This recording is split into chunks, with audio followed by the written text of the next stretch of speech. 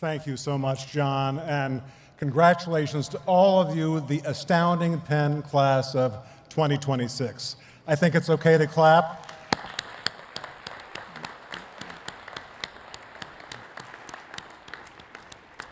Glad to see so many happy faces with good reason. Honored to be with you even on this hot day, which would have reminded Ben Franklin of the days that the Constitution was written here in Philadelphia, 1787, one of the hottest summers on record. I am so grateful to be here. Having heard Provost Jackson give me that much too kind introduction, I wish I could follow it up, John, by giving a heroic tale about how I wanted to spend my life from infancy writing all these history books about American presidents.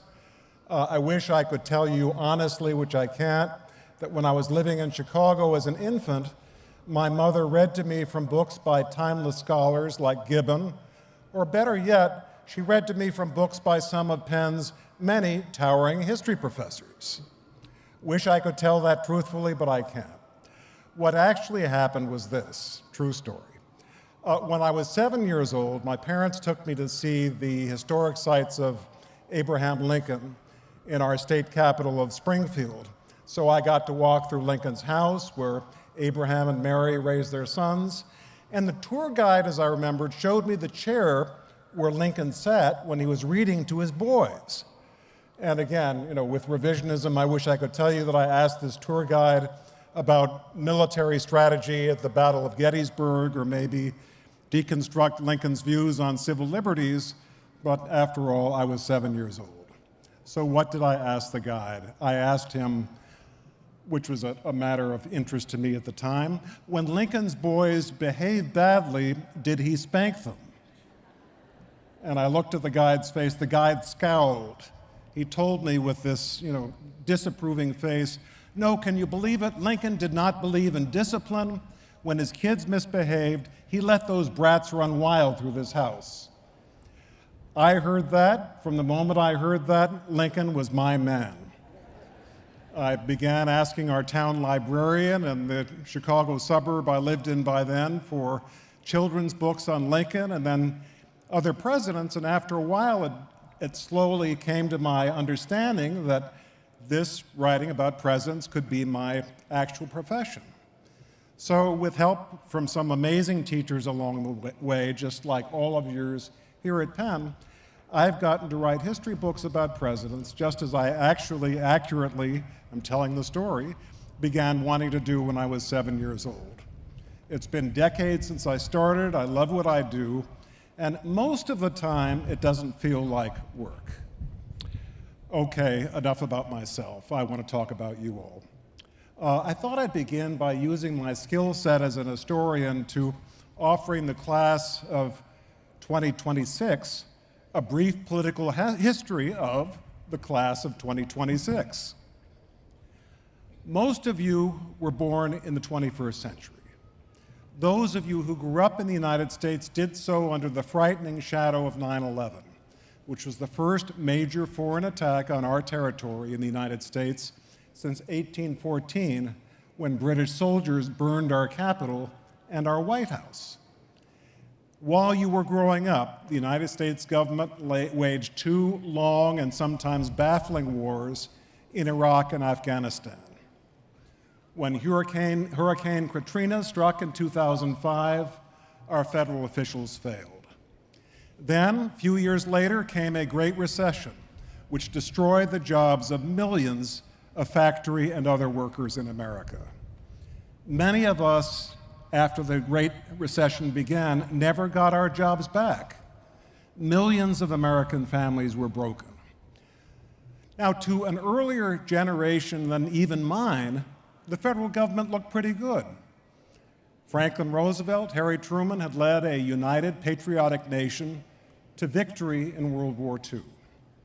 Decade later, Dr. Jonas Salk and some in our federal government saved Americans from polio with something called a vaccine. To the generation of it, you can clap for that if you'd like.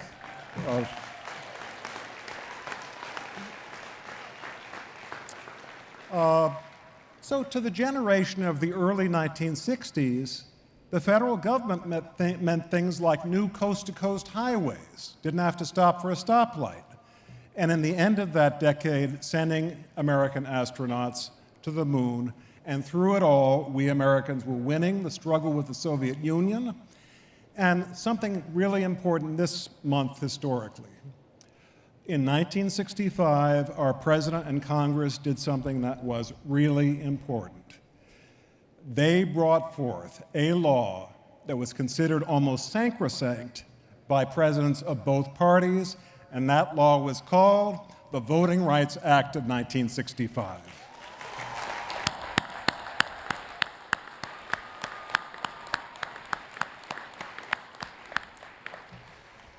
So class of 2026, we are living through very complex times, and your generation, as young as you are, knows our national government for some history that is even more bleak.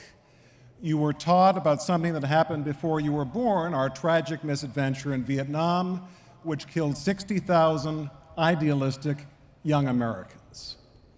With your own eyes, you have watched a gap grow between rich and poor in this country, with so many of us frozen out of the American dream. You knew the tragedy of coronavirus, which altered almost all of our lives to this very hour. My beloved son, Alex, who is here in the audience, rear over here, Alex will be 32 years old this month. Alex has the honor of being also a Penn alum. He's a doctor who had the honor of being trained at Penn's Perelman School of Medicine. We can clap for Perelman, especially with one of its founding fathers, Larry Jameson here, and also Wharton's program in healthcare management. Alex, along with his med school classmates, during the COVID pandemic, worked here in local hospitals.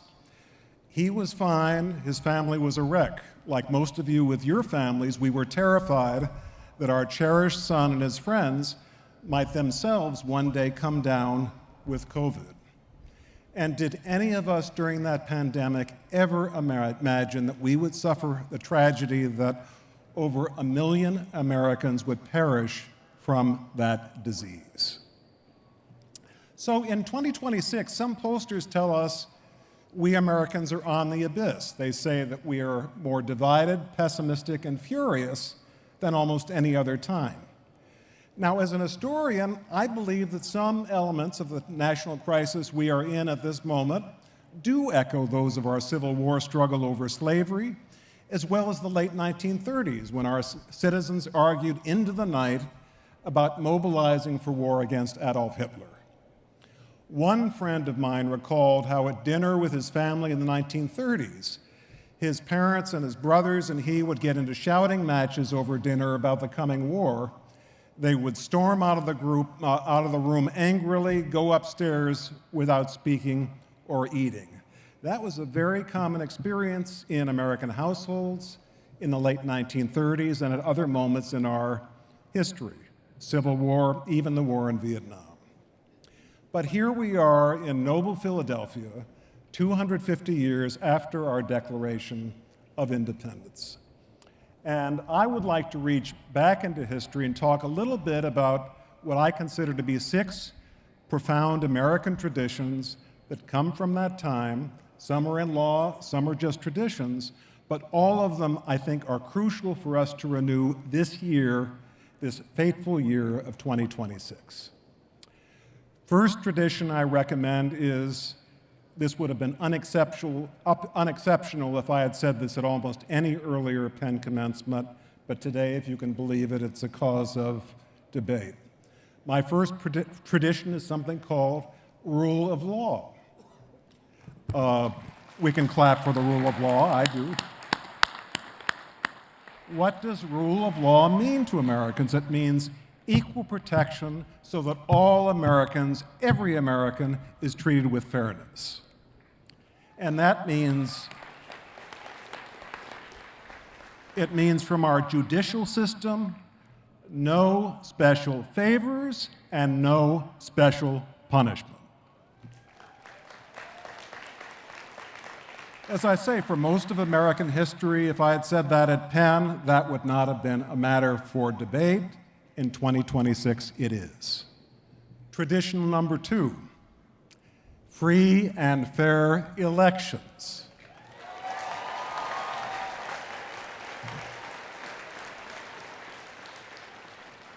In a free and fair election, which if I had said this 20 years ago, you would be yawning and saying, why is he stating the obvious? But I can't say it that way today.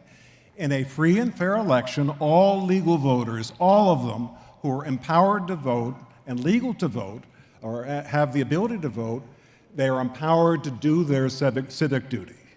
That's under challenge not only this year, but in the last couple of weeks because of a decision by the Supreme Court on voting rights. Unlike the British monarchy, our founders gave control of our federal government not to a king or not to a privileged few, but to our citizens. So in an election, every 2 years, I agree with that, every 2 years, we Americans are supposed to give presidents and Congress a performance review. A lot of you in the class of 2026 will experience that in your lifetimes, whatever you do. A performance review is what an election is. But sometimes this was in danger. During the Civil War, as I've mentioned, in World War II, President Lincoln and President Franklin Roosevelt were urged by some to cancel our midterm elections because there was a national emergency. Canceled them. At the time, some people in the country demanded that Lincoln and FDR send U.S. Army soldiers to occupy various states in the United States. They wanted those soldiers to surround our polling places, and they also, in some cases, called on our president to do something like impose martial law. If I had talked about that 10 years ago, I'd be talking about history. That is not absent from your possible experience in your lifetimes. So instead of doing all that, how did the wise Lincoln and FDR respond to the idea that they should cancel elections? They responded with 4 words that are just as important today as they were in 1862 and 1942. Those 2 presidents both said, "Let our elections proceed."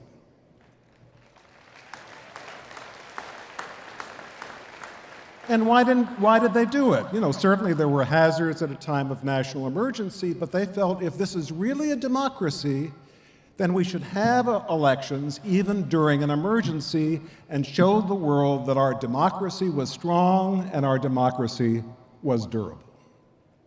Third tradition. Our founders dreamt of a political system that showed honesty, competence, candor, ethics, compassion, decency, self-sacrifice. If I had said that 20 years ago, you should have kicked me off the stage because people would say, you know, who here disagrees with that? Friends, we are living in a different world today. I remember how Presidents John Kennedy and Ronald Reagan quoted from John Winthrop, who was the first governor of the Massachusetts Bay Colony.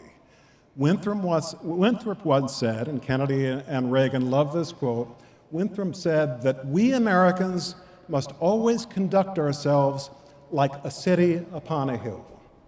They said we must be ever vigilant that the eyes of the world are always upon us, which they are today. Over on Walnut Street here in Philadelphia, Thomas Jefferson dreamt of a political culture that was so clean, so thrifty, so honorable. I'll repeat those adjectives again. Clean, thrifty, honorable, and efficient, that what Jefferson called our contagion of democracy would spread all around the world. My tradition number 4 is robust leadership from every part of American society, not just leadership or orders imposed by Washington, D.C.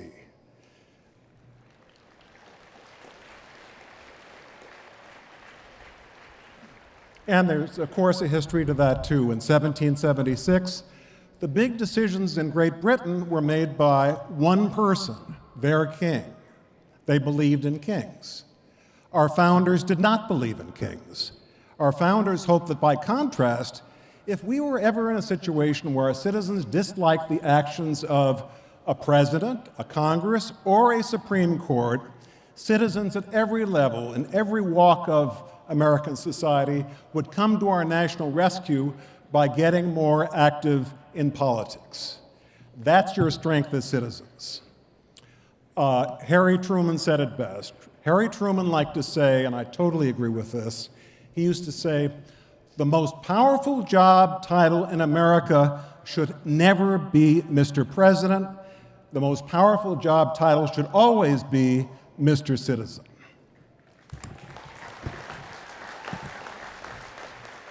And I'd like to put this in my own way.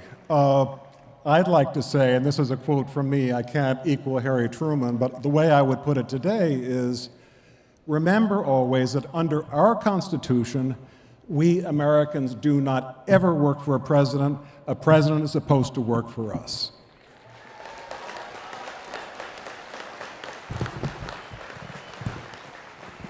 So everything I'm saying, if I had given this speech 20 years ago, people would say, well, what are we supposed to disagree with? We are living in a different nation today. Number 5, I'd like to discuss of all these traditions. If you allow a personal privilege, I'd like to talk a little bit about the place in American society of those of us here who are historians and scholars, especially at Penn.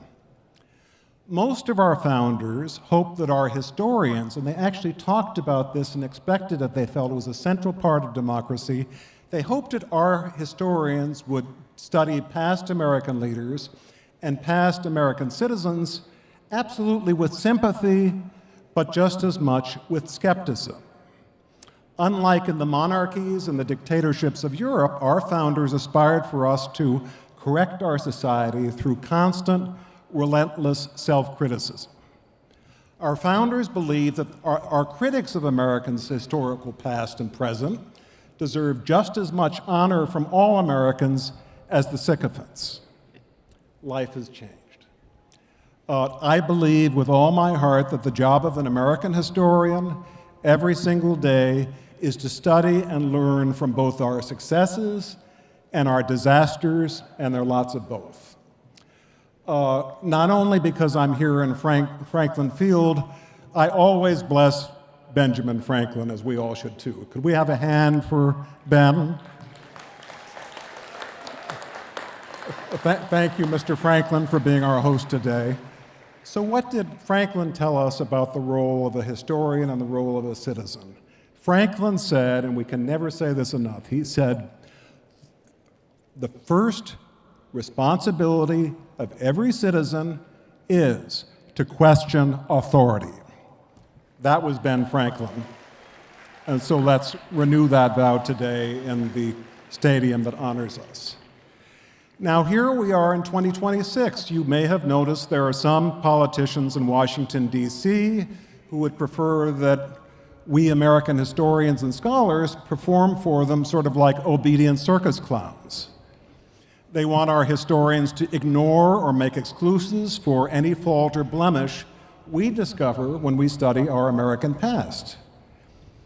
I believe our founders, if they knew this, they would be horrified, because this kind of a demand that historians be lapdogs does not fit American democracy.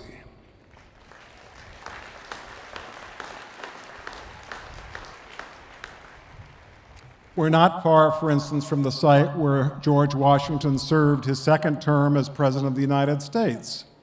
And at other historic sites and museums across the United States, there is growing federal pressure to destroy historical signs, destroy labels, destroy exhibits that may show things about our history that may not conform from the official version that is handed out from Washington, D.C. This kind of official pressure from Washington, D.C., which we've rarely seen in American history in quite this fashion, this official pressure is painfully, especially obvious about the history of slavery in this country and the history of Black Americans.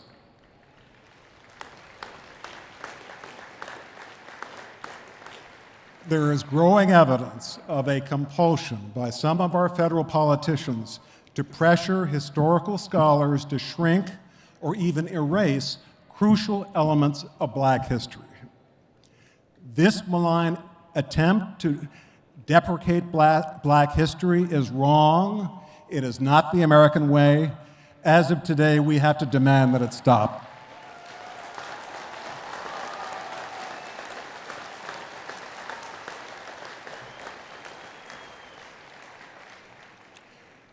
Having said that, the last of my 6 traditions is national unity.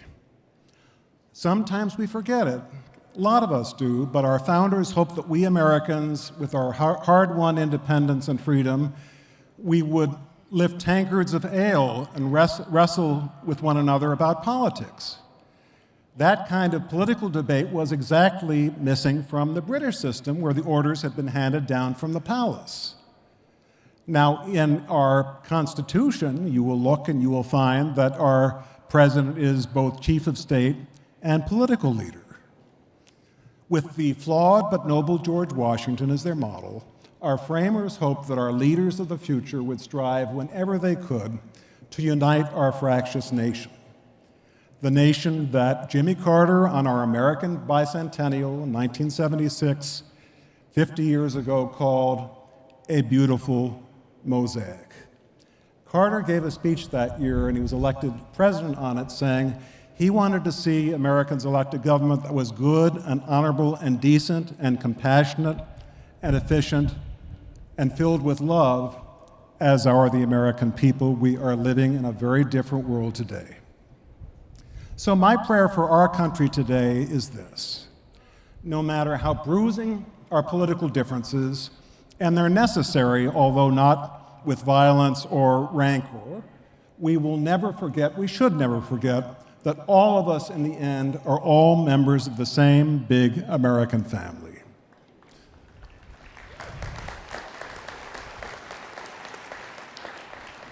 Remember, as I know the graduates of Penn do, that we are all bound forever by what Abraham Lincoln called our bonds of mutual affection. Remember that, especially in the year 2026. So one more story, and then I'll sit down and be quiet.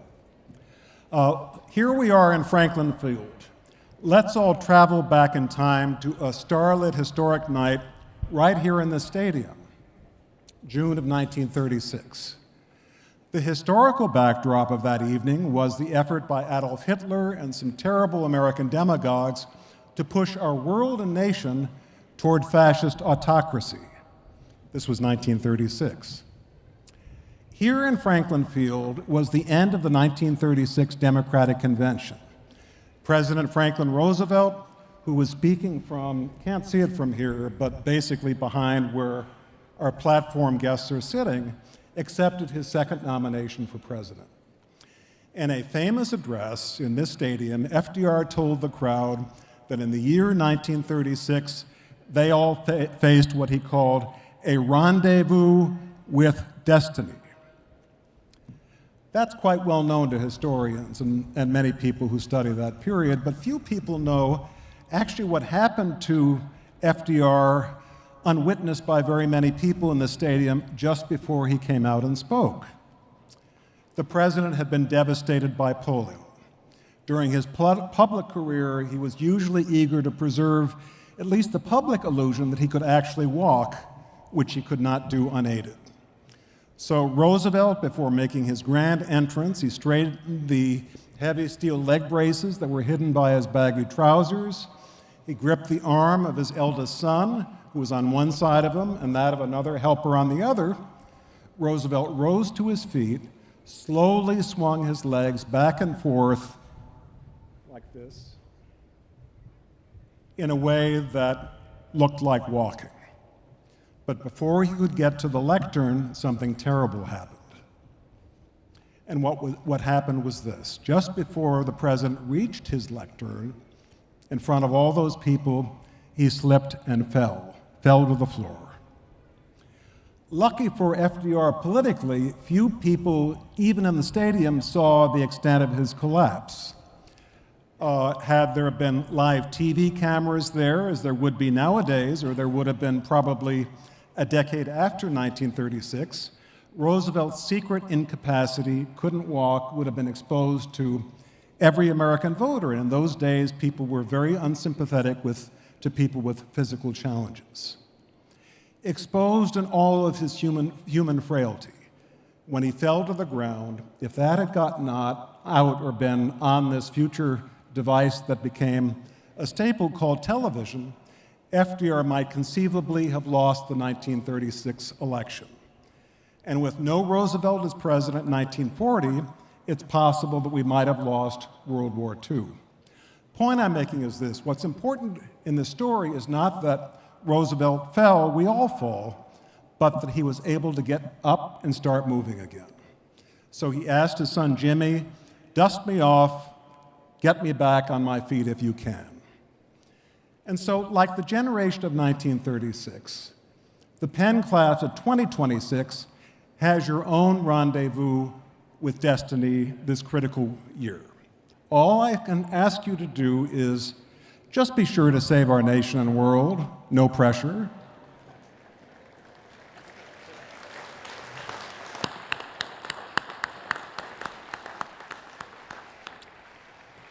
And please remember that during your lives, as they unfold, and I hope they will be long lives, you will inevitably feel sometimes disheartened or sometimes knocked down. Happens to all of us.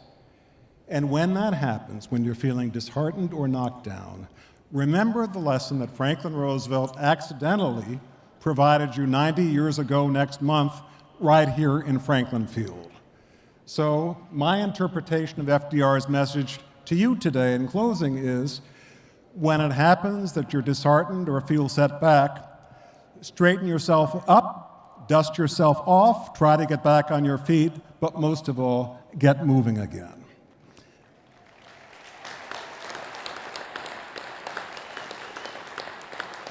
And one last historical reminder, then I'll shut up. As you get moving again and demonstrate resilience, remember that that kind of invincible resilience is exactly what our beloved nation has shown for 250 years. Thank you all very much.